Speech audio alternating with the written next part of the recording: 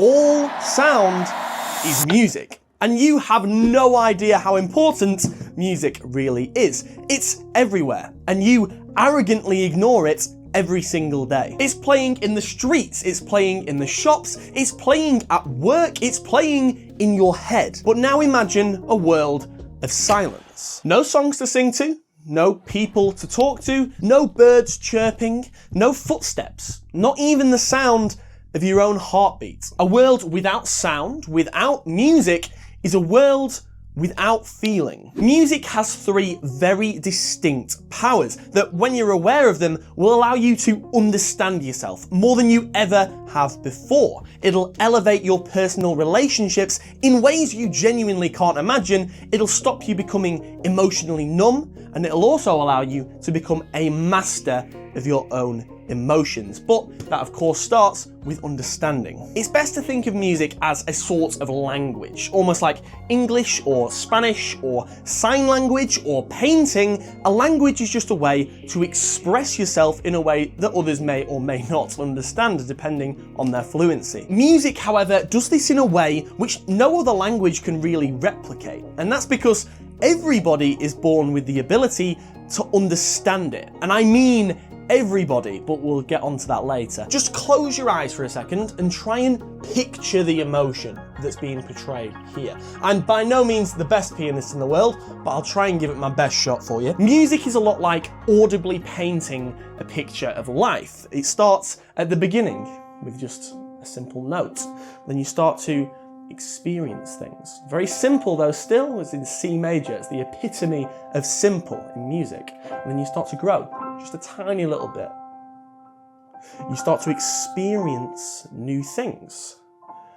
You start to wonder what goes on, and you start to have your first experiences in life. Those first highs where you feel amazing. You experience your first lows.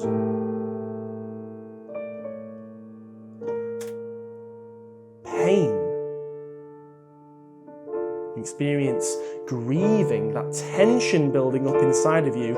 It wasn't my fault, I didn't do anything wrong, it wasn't me, and then change. Something changes inside of you, and you reconcile. And funnily enough, you end up just where you started, on that simple C note, where you start to grow again. You start to change, and the whole process repeats until you die. That is it. Now, I'm not the best person in the world to show that demonstration. There's much better ones out there on the internet, but hopefully what you should have felt there was some sort of emotion. Your emotions, but emotions that we share with every single other person in the world. And that's because music is the language of emotions. And for people like me, that was a shock to figure out at the very least. I'm not able to cry easily. I may have said this in other videos, but in my past, it was so much worse. It's not that I didn't really feel emotion. It's almost like the strong emotions, I just forgot what they felt like. That pure anger, that absolute ecstasy of joy, and that severe pain. It's like I was just illiterate. I didn't know what they felt like at all, and so my body didn't know how to react to them. It was basically like I was a husk walking around with absolutely no purpose whatsoever, because I didn't really care either way. Music was the one thing that helped me understand these complex emotions again, and that's because the human body reacts physically to emotion. For instance, if you listen to sad songs over and over again, you will start to feel sad. It is proven in many studies. Same goes for happy songs, for energetic drum and bass, or for calming piano symphonies. It all is neurological in a sense. But it's not about changing the emotion that you're feeling per se. Even though that is absolutely possible, it's not the point I'm trying to make here. The point is that you should be immersing yourself in these emotions, sitting in them almost like a meditation. It's about opening up and allowing yourself to feel what the song is trying to do to you. What this does is grow your emotional vocabulary, because the more emotions you can name, the more times in life you're going to be able to put a specific emotion to what you're actually feeling. Let's say, for example, you're feeling quite sad today. You don't particularly know why, you're just feeling sad. And then you're not really in control of it. You can't change that because you have no idea why. You have no idea where this sadness is coming from. That also comes with a feeling of helplessness. You're stuck in a position where you don't know what to do. Obviously, you don't really want to feel sad, or I hope you don't anyway, but you can't change that. You are stuck. However, if you are able to pick out the exact emotion, you start to gain some control back. Let's look at that same situation again where you're sad, but it's kind of almost like a sinking feeling in your chest. It's like you're being dragged down to the earth and you don't really know why. So let's think, well, what's on your mind right now? You haven't really seen your grandparents in a while, have you? And then it clicks in your head that, of course, the feeling is guilt. You haven't gone to see your grandparents in a while, so I guess I'll go and see them after work tonight. Now, you're not going to be able to come up with a solution to every single negative emotion, but that's not the point. I mean, you might feel guilty about not going to see your grandparents, but they might be dead, and you can't really do much then, can you? The point is that when you can name the exact emotion, it takes away that feeling of helplessness or suppresses it just a little bit because you're back in control. You know exactly what's going on inside your own head. Yes, that feeling of helplessness isn't going to go away completely in a lot of scenarios. I mean, you still can't go and see your grandparents because, you know, they're dead. The sense of control we get by naming the emotion shrinks the feeling of helplessness. And that's just because human beings love being in control. It's part of our nature. We love being in charge of things. And if you don't believe me on this subject, I completely understand. I'll link some studies in the description, but please just take my word for it. This is facts. Just don't overexpose yourself to too much music. Like I said, it can actively change how you feel, and we'll get on to how to use that to your advantage later. This isn't the point. The point is that if you let music do all the heavy lifting for you when you're sad, you're never going to be able to do it yourself on your own free will, and that's really just leaving everything up to chance. But as well as understanding, there's a whole two other amazing benefits to music as we move on to our second topic, connection. When you go to a gig, the crowd is often treated as one big entity. And just don't you find that a little bit interesting? It's very rare that individual members of the crowd are ever called out at a gig. It's always, I love you guys, or thank you guys so much for the support. We love you all. And yes, that is because every individual person is there to see that one artist. But I think the main thing to take away from this is that they're all unified under the same experience. They all are, in essence, one entity, because they're feeling the same emotions. Now, there is obviously exceptions to this because people can feel different emotions listening to the same song. Someone could be listening to Happy by Pharrell Williams and still feel sad because, I don't know, maybe that's the song that their partner was playing in the car when they broke up to them. Not an entirely nice scenario. However, as a general rule of thumb, you can use music theory like harmony or dissonance or melody, tempo to manipulate how the collective audience feel listening to it, whether that be in person or over a streaming service. The best example I've seen of this audience connection is in basically every single one of Jacob Collier's live performances. They truly are a spectacle. I'm not joking here. He conducts the crowd like a choir, getting them to sing in like triads and stuff. It's crazy. Would highly recommend a listen. But if you've been to a gig, you'll know exactly what emotion I'm trying to describe here.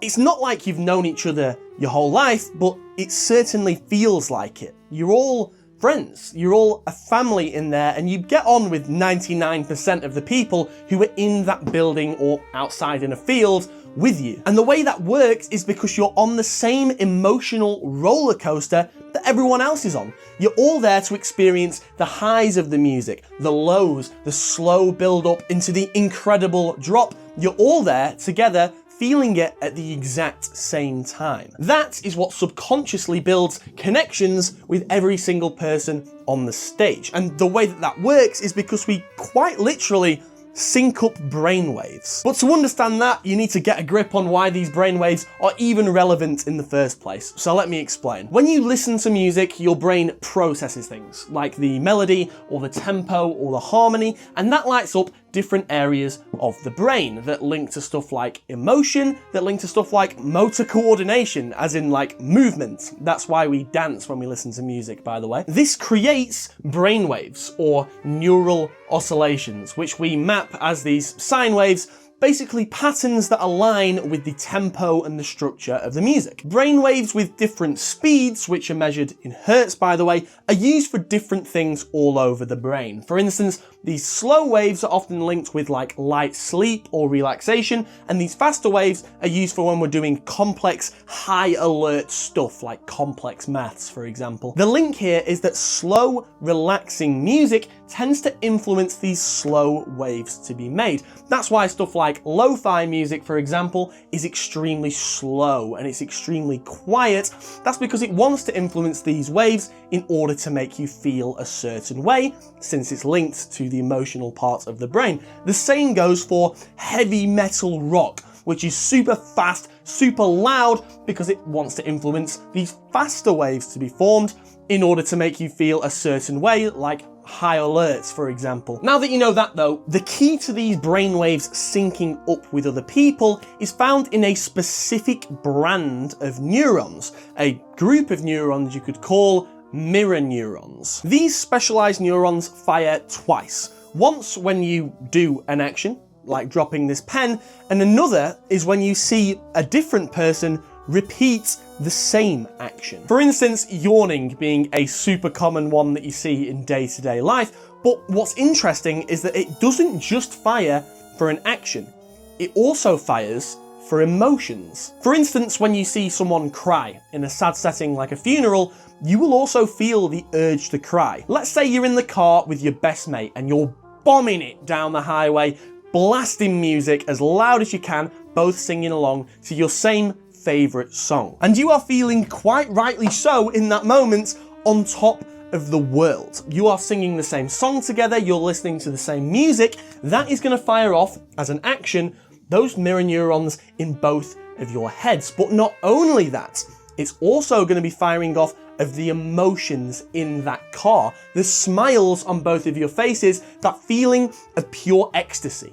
That's also going to fire off these mirror neurons, and as you get happier and happier and you start singing louder and louder, it creates almost this positive feedback loop where you both just get happier and happier off of each other's happiness, really, until it's one of those memories you will never forget. You can use this to your advantage in so many ways. Let's say you're in the car with someone who's feeling quite down, you can use the music and your mirror neurons to pick him back up again and start that feedback loop. Or let's just say you want to build any sort of personal connection. Maybe you want to make some new friends. Music is a way to make that 10 times more effective in every single situation. But that leaves one more power, and it's the power that's helped me the most out of all of these three, and that's expression. This is absolutely my favorite power, and it is that for a reason. It's because it doesn't exactly add anything new. All it does is act as a sort of amplifier for the other two powers.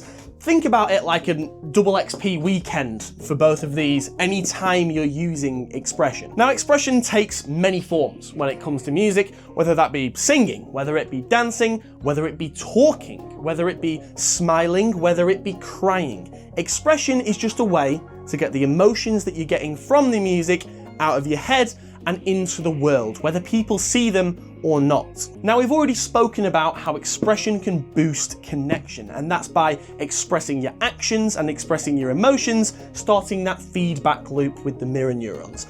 To understand, no pun intended, how it boosts understanding, we need to think a little bit deeper. Think about a time where something has been deeply troubling you, like straight up shaking you to your core.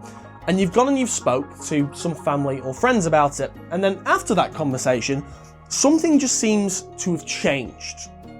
Something in your mindset has changed. You might not have come to a conclusion about what it was that you're worrying about or how to fix it, but it's almost like you're not as worried anymore because you understand it more. It's pretty much exactly like that. In fact, that is quite literally expression at play. It's like I've said before, all sound is music. Getting your emotions out into the world, whether or not someone sees them or hears them, almost lets you experience those same emotions again from a different perspective. If you were going to take a test on any subject, let's just say physics, you wouldn't just read a textbook and then walk straight into the exam hall, because that'd be stupid. You know that you'd just fail. No, what you'd do is you'd read the textbook cover to cover, and then maybe after every chapter or so, after you've taken it into your head, you would take it out of your head again, put it onto paper, make some personalized flashcards or just any notes, for example, to see it all again from a different perspective. And you'd do better in the test because of it, because you understand it more. People often say that you feel better about a sad situation after you cry about it, and I don't think that's necessarily true. I think it's better because you understand the emotion more, because you've expressed yourself in that physical way.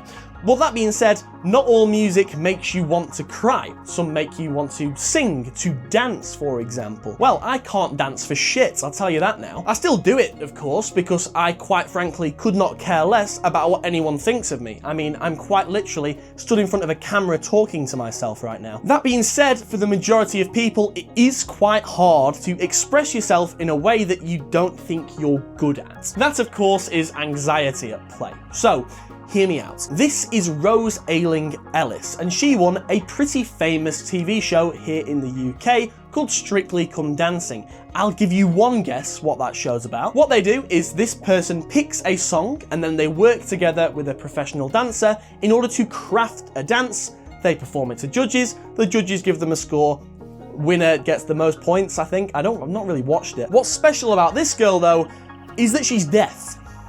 So how on earth are you supposed to create a dance out of a song that you've never heard? Well, she showed us. Midway through that song, the music was cut out to give an example to everyone else what Rose was actually hearing when doing all of this dancing. And it was actually incredibly moving, I'm not gonna lie. What she says about it is that that's how she hears the music, because she doesn't hear the music. She feels the music, she feels the beat of the song, and that's enough for her to understand it. That's enough for her to understand how the song is supposed to make her feel. And that is so incredibly powerful. Even when faced with a disability that took away everything about music that me or you could say, she still found a way to feel the music, to make it work and to express it in her own unique way. Maybe you aren't the best at singing or dancing, for example, like Rose was, but that's fine, because at the end of the day, there will be a form of expression that works for you, even if it's just talking to your friends about music, talking to your family, crying, smiling, anything. There will always be a way that works for you. That being said, if social confidence is the barrier that's stopping you from expressing yourself, you need the solution in this video here that I'm going to make next week, so you might be too early to see it, so just subscribe and come back next week. But until then, this is Jacob Collier's performance of Bridge Over Troubled Water, which is so incredibly moving in my opinion, and he does that demonstration way better than me in other videos, so you can go and look at that. If you want to open yourself up to some music, go and watch this. Trust me, you will not be disappointed. But until then, have a good week, fellas. Thank you so much.